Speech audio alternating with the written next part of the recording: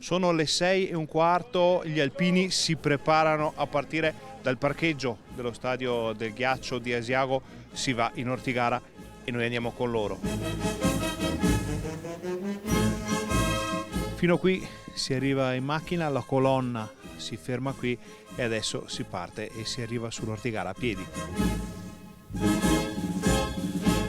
Mezz'ora, 3/4 d'ora di passeggiata per chi è salito con i mezzi messi a disposizione dagli alpini, un paio d'ore, anche di più per chi è salito a piedi. Le penne nere comunque sono arrivate alla colonna Mozza, siamo in cima all'Ortigara, comincia qui il pellegrinaggio, comincia qui la giornata più importante.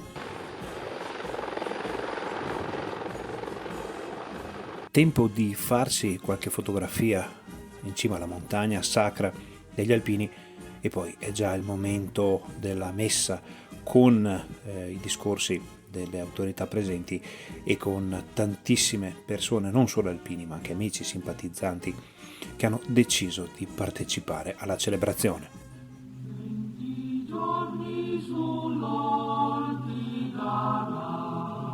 Quindi finalmente la cerimonia davanti alla colonna Mozza con il labaro nazionale, con tutti gli alpini schierati con una corona di fiori deposta per onorare i caduti.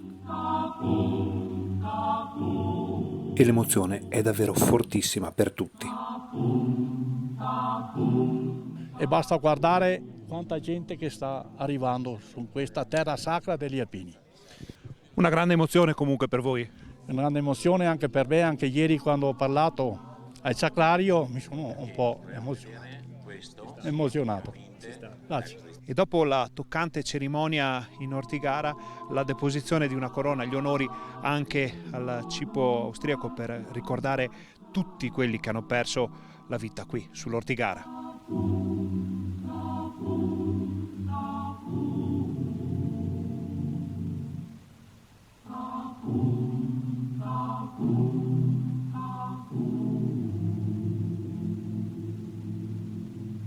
Si chiude così questa parte così importante del raduno del terzo raggruppamento.